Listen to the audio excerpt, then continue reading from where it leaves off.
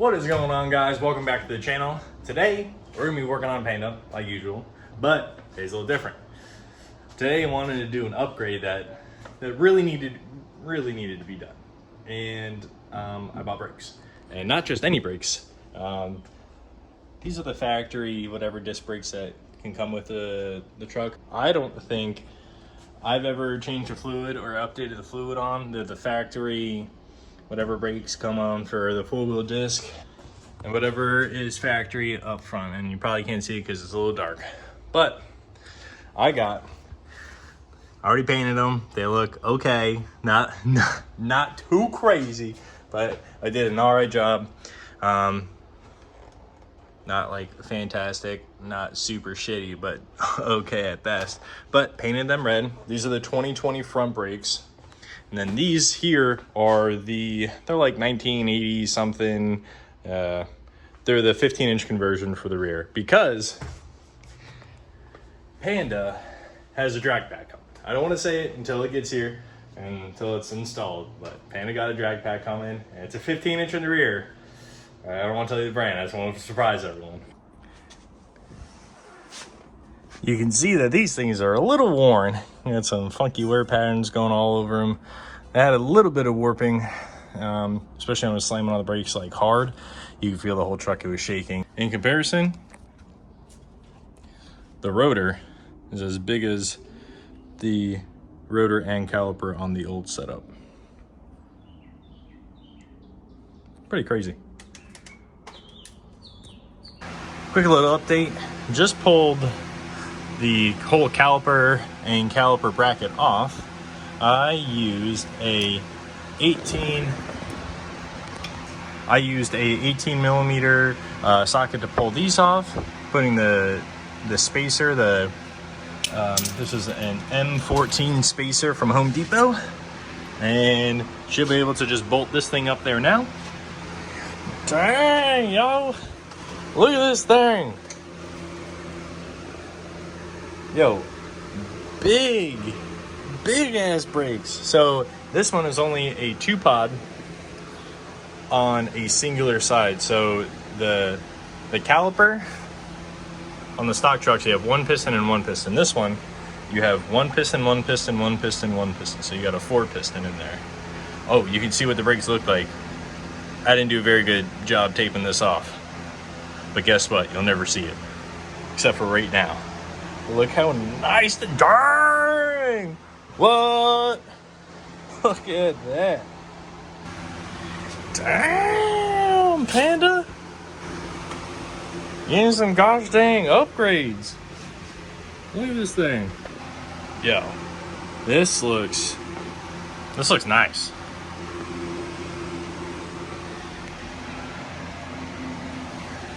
Put the one washer, bolt through, washer on this side in between the actual caliper and what the caliper bracket would have been.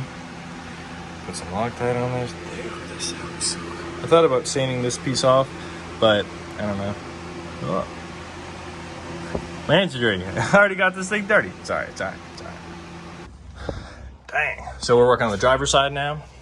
Coming through, I don't know if I said it on the other side, but this is an 18 millimeter. I don't know if there would really be any change. I have 2-inch drop spindles that really shouldn't change any of the geometry of this caliper wise, but in case something was machined a little bit different, I don't know. I'm using an 1/8 inch worth of washers to try to get this centered, and man, this rotor is, you can feel this has a whole bunch of stuff going on with it. So we are going to pull this off, put the new one on, drain this one out, and then get everything bled so one day we can do the rears. But we are focused on the fronts today, and man, I am excited. It's gonna look so much better. Pretty big different surface area. This is like 3 fingers. 3 fingers, you hear that? Oh, look at that. 3 fingers, 3 fingers. Dude, look at that. 3 fingers, 3 fingers. Ha! That's what tells you about 3 fingers. This one can take it. This one's maxed out. This side was already done, and I was spinning the rotor around, and I started noticing like this line. Obviously, this whole rotor is painted, so the first time you hit the brakes, all this is going to go away, and this should stay like nice and silver, right? But looking in here, you can see there's no gap and a gap. So I'm going to take this back off and run one more washer in there. I believe what I read on the forums was just 2 of these, which would equal 1/8 inch. But like I was saying before, these are drop spindles, so I don't know if these are a different offset diameter or whatever this distance is up here. Don't know if this is different than factory. All the stuff I've seen on all the trucks are factory drop spindles. So don't know if I'm just running into a weird issue, but I'm gonna roll with one more washer in there for a spacer and get this thing kind of centered, because you can see this isn't very centered. See if we can get this to come over one more little bit. Catch back up in a second.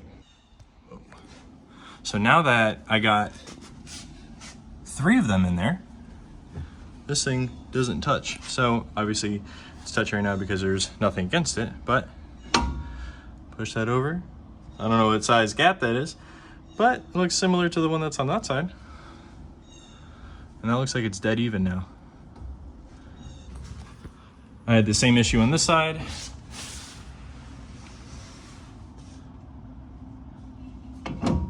I have a feeling that this gap should be similar on either side.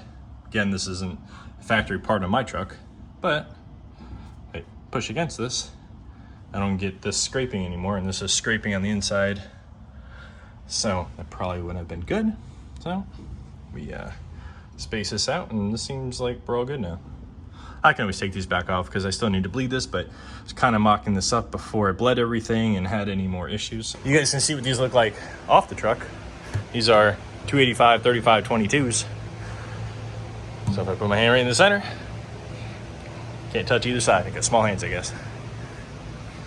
They look good. I hope this fan isn't too loud, but never had brakes like this where I can do a top load. Like, I think that's pretty cool.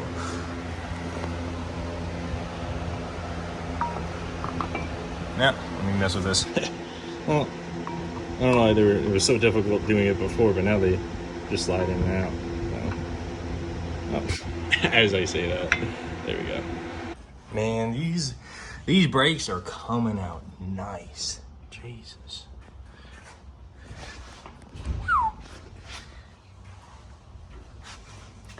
This red's really nice. Man, the brake looks good on there. Darn. So, I need to do the same thing on this side. Disconnect it from the caliper, let some of it drain out, maybe let some of it go in this bottle, and then fill it back up and start the bleeding process. That's gonna be fun. I might have to get Miss Mams to help me.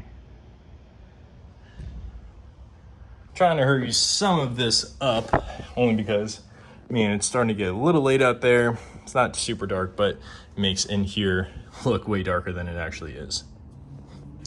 The current wheels I have on do not fit. They rub up on here. So I just painted these and they look nice. So I'm glad I did all that extra work for nothing. I'm gonna cut this off. This fat piece right here. I'm hoping it's not touching that. I don't know why this is chipping right here or what I did, but this is my issue right here.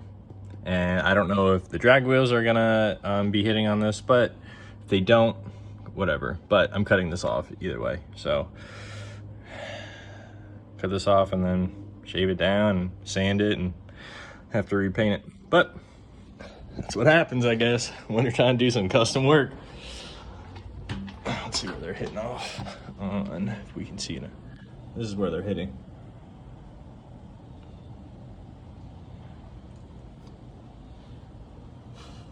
And not even mount it to the car.